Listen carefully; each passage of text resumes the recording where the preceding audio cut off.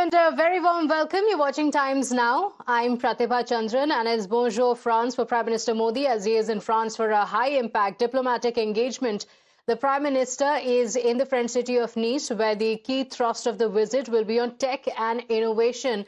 The Prime Minister and the French President Macron inaugurated the Bharat Innovates event that brings together top innovation startups from India, France and the world. And addressing the growing role of innovation in shaping the future, the Prime Minister addressed the crowd just now and he reiterated the mantra of AI for all, emphasizing that technology must remain inclusive, accessible and beneficial to every section of society. He highlighted the strength of India-France ties and said that while nations across the world are engaging in trade and forge strategic partnerships, some relationships are built on a deeper foundation of shared values and a common vision. So this was the Prime Minister's address. Bharat और France का रिश्ता कुछ ऐसा ही है। इस रिश्ते में connection भी है, कन्विक्शन भी है।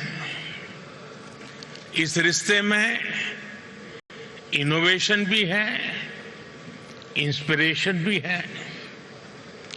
इस रिश्ते में शेयर्ड वैल्यूज हैं, शेयर्ड विजन भी है और इसी रिश्ते की नींव पर बीते वर्षों में हमने साथ मिलकर नई पहलें शुरू की हैं।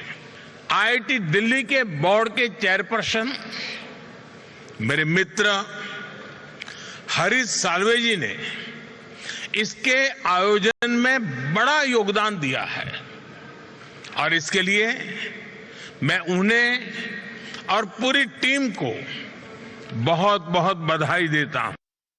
So a lot of deep tech startups have been taken with the Prime Minister to France to showcase that India can innovate, that India is building. And as the French President Emmanuel Macron also went on to say, the question is no longer on whether India is innovating or not. The question is who is innovating with India. To congratulate you, of course, for being here, but also because a few days ago you've become the Prime Minister with the longest serving time since the independence of India. This long run says a lot about your determined action with the strength of your country and its wonderful assets and your leadership. So we are very proud to have you here. So why is it obvious for France to believe in that capacity to innovate in India? Well, I would say, to put it bluntly, so you have the demographic dividends. What does it mean? So a country with 1.4 billion inhabitants, a country who pays on know-how and research, knowledge and training as many engineers as Europe and the US combined, more than 1 million per year. So in every respect, a country with research, innovations and frontier models is spearheading global innovation. So what does this mean for India and why are we calling it India's tech moment? Joining us on the broadcast, Manjeev Singh Puri, former diplomat, and Dr. Brahmachaleni, strategic affairs expert on the broadcast with us. Thank you so much for joining us and a very good evening to you. Dr. Brahmachaleni, I want to begin by asking you, we will get to the larger question of what the Prime Minister's visit means and, the meeting that is expected with the US President as well. But now that we just saw the Prime Minister's address in Bharat Innovates, why is this so important? Because for the longest time, we've seen India buying, of course, fighter jets, submarines from France. But this is event where the innovation of India has been put in the center, isn't it? That India is a creator. That's the message that the Prime Minister is wanting to send out to the world with this. You're right. Modi and Macron are jointly launching Bharat Innovates. But Modi will later anchor France's Viva Tech Summit, which is Europe's largest tech conference. So the goal is simple: link Indian engineering scale with European venture capital and deep tech. But the reality is that India still is buying systems off the shelf from European partners like France. In fact, India is about to sign a $40 billion deal for Rafale jets, which will be the largest ever defense import contract. It will subsidize France's military industrial base. So while the emphasis is on encouraging innovation in India, we also should keep, we should not lose sight of the fact that India still is quite heavily dependent on technology imports. But I think overall, it's important to remember that innovation is a time-consuming effort, and the direction in seeking to promote innovation in India, that is the most encouraging sign. And I think that this Bharat Innovates meeting, it's a tech conference that signals that India is determined to accelerate technological innovation. Yes, and it couldn't have come at a better time, isn't it, Mr. Puri? Because there is a lot of concern over the US government's move over Anthropic, and it has caused concerns all over the world. So, there is conversation that has come back into innovation for Atmanirbharta, for bringing in tech in the midst of innovation that should happen in the country, which is why there can be a big leap for India with these events. Yeah, Pratibha, you are absolutely right. And let me take you back to the Prime Minister's own words. It's not just that India innovates, which is important. And as Mr. Chelani mentioned, we do need partnerships. We need to go beyond just buying and bringing it back and scaling it up in India. We need to do that. But I think the important thing is that it needs to be inclusive. And where does India fit in that? Not only because we are the largest country in the world, we represent the global south, but also because we are able to bring talent from the global south to make this a truly inclusive element. It's not just that it's technology for the haves of the world. It must benefit the have-nots, and that's how there will be global benefits accruing from that.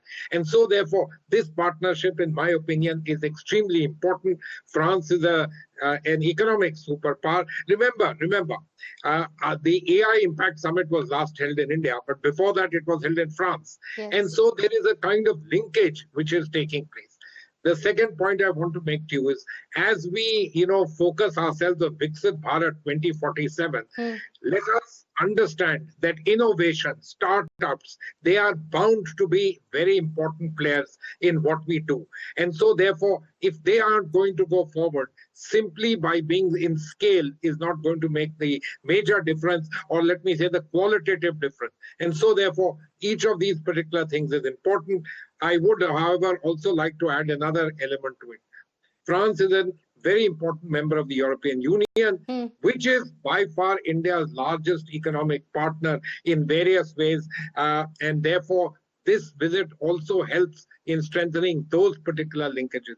So I'm happy that the visit is starting not only with a bilateral discussion with President Macron, but in terms of something which is critically important for India, which is important for India's quest for Viksit Bharat 2047, and which is in the area of innovation, startups, and the young people, and technology for all, AI for all. Yes, and in a world that has been tested with the geopolitical tensions, the alliances, the allegiances have been changing, and France has been a partner of India, a fair weather, not just a fair weather partner, but it has been a partner for India, now elevating it to strategic partnership as well.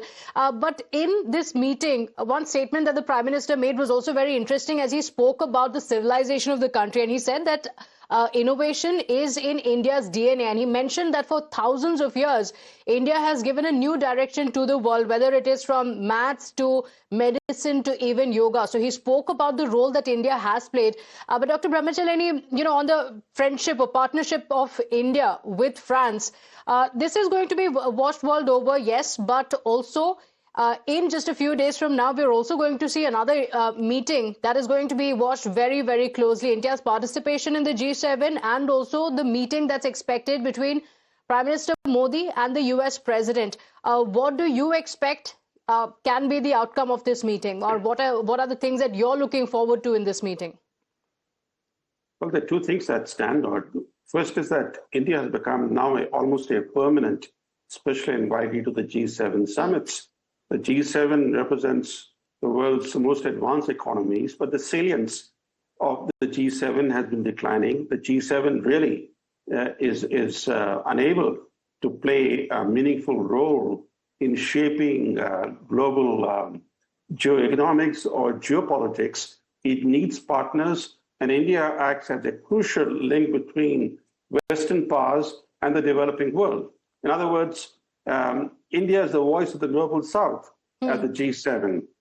And as a special invitee, Modi will not be participating in the main plenary of the G7, but he'll be participating in critical sessions that are centered on building international development solidarity, stabilizing supply chains for critical minerals, and negotiating global frameworks for responsible AI.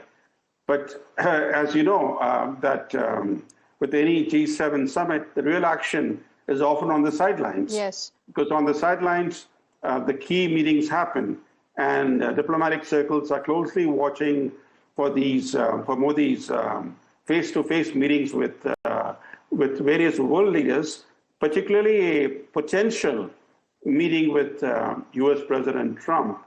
And I think that meeting will take place against the backdrop of both simmering trade tensions and the recent killings of 3 Indian merchant mariners by the U.S. Navy.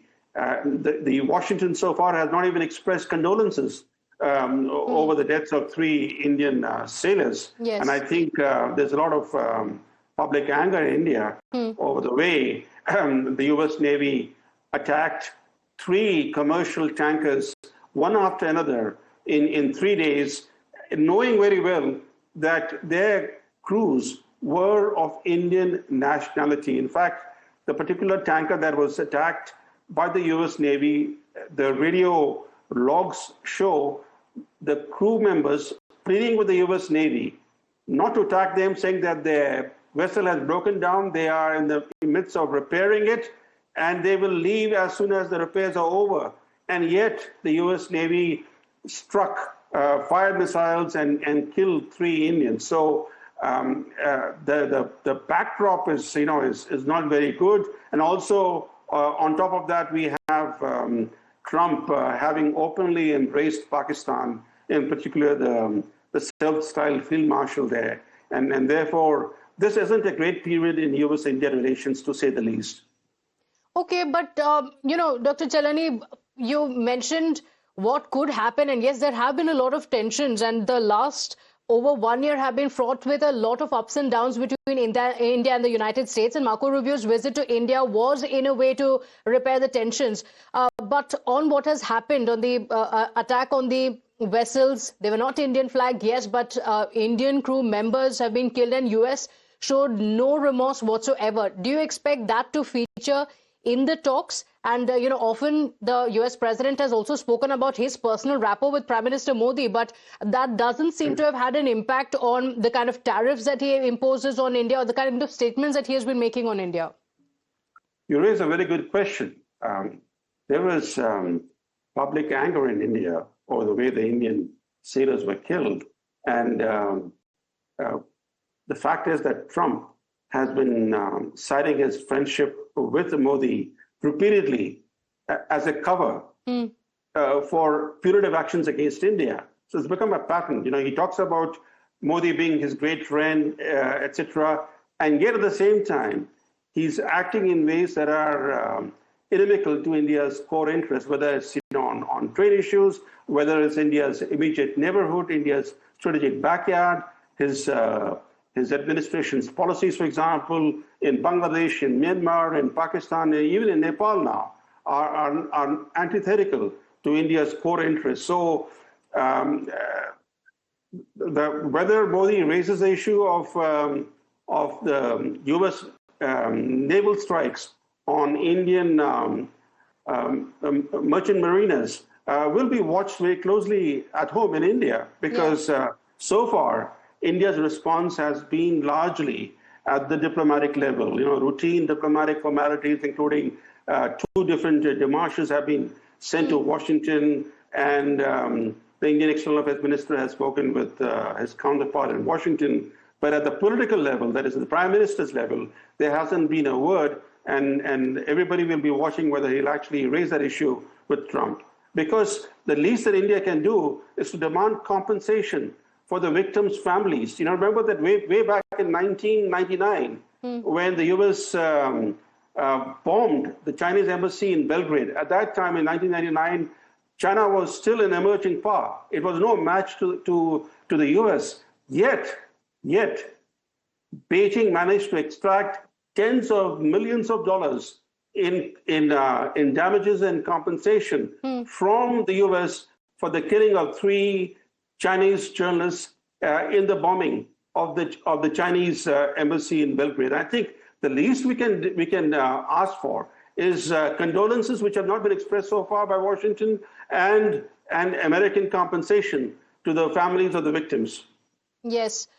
So, Mr. Puri, we've had a very transactional foreign policy that we've seen from the US president so far, and it's been extremely unpredictable. Nobody knows what's going to happen next. And it is one interaction that's also seen very closely in the country as well. There has been a lot of politics around the India talks with the United States, with the opposition also saying that the Prime Minister is compromised. So there is going to be a very keen look at the interaction with the US president. But I also want to ask you on how India can protect its economic interests, especially considering there is a lot of speculation around whether there will be any talks regarding the trade deal with the United States. Do you think that during this meeting, at least the contours of this trade deal will be finalized? Pratibha, I think let me make a general point to you. President Trump, one should not conflate his talking about personal friendships and his being policy-wise kind towards you. Indeed, doesn't he follow the dictum that friends are for making things beneficial for me? Forget it about my making things beneficial towards you. Let's look at all the Middle East countries. I think we need to understand this a little bit and therefore not conflate issues of personal friendship, etc., with the way he acts or the way his administration acts. I have no doubt that if this meeting takes place, and one needs to keep this question open till the meeting actually takes place, given the nature of President Trump, what's happening on that Iran deal and so on and so forth. At the meeting that we will raise these subjects, certainly. But I have no doubt also that we will try and take things forward and work on this quotient that, look, we are a partner for the United States. We bring some benefits for you, and certainly try and tell him that, look, try and look at this as a partnership in your benefit. If you, for example, don't take the kind of seriousness to matters which are of importance to us, including politically, for example, the death of the sailors, Hormuz, as well as the trade talks, the tariffs, etc., then there is a political kind of situation that we face in India, which makes it difficult to progress this relationship. Having said all this, I think we should be quite clear on one simple matter, and that is that the United States is the super hegemon of the world. Their understanding of partnerships is exactly the way hegemons have thought of partnerships in the past. You are not really partner with a capital P or even with a P. You are at best an ally. You follow what I do. This is something we need to understand. That the United States is a preeminent economy. We need to build relationship with that country. We need to build relationship with its administration. That is important. And I hope this meeting will take place. And if I may say so, if the meeting takes place, and even if there's just a handshake, believe me, the mood in your channel and everywhere else will not be the questioning one, but will be talking in terms of the romance and whatever else that you wish to see. That's the nature of the way we built ourselves up.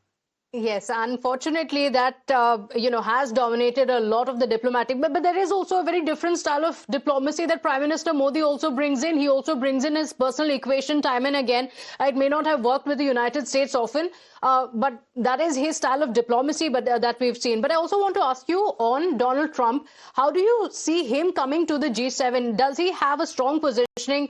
The United States and the economy, yes, but U.S. going into this war with Iran, clearly things don't seem to have gone as Trump had planned it. Well, look, Pratibha, as far as I am concerned, he's coming there literally pro forma. He doesn't think, look, what is the G7? The G7 is essentially the United States on one side and its European partners along with Canada and the Japanese, who are also part of the European mix. That's what it was. The large Western economies coming together. That's what the G7 is. We are not participating in the G7. We are participating in the outreach sessions of the G7. And let me make a point to you. The first time, if I recall right, we participated was also in Avion about 25 years back, when Prime Minister Vajpayee was invited there, which is, I think, 1999, if I'm not mistaken. And so India has been a regular participant in this outreach session.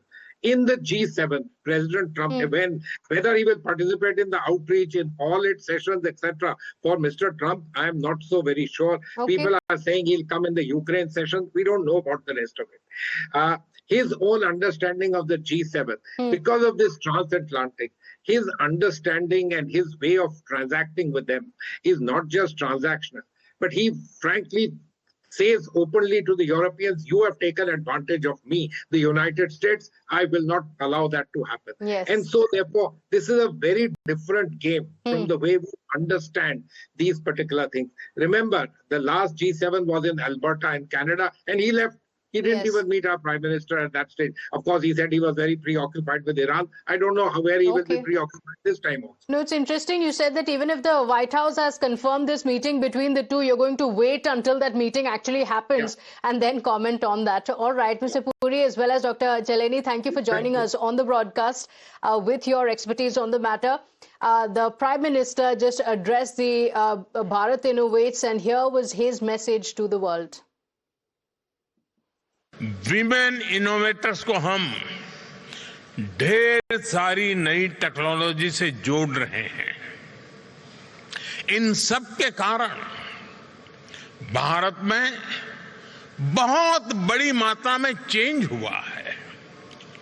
आज drone दीदी से लेकर startup के founder बनने तक हमारी women power नई success stories लिख रही है। भारत के डिफेंस सेक्टर को भी इनोवेशन के लिए खोला गया है।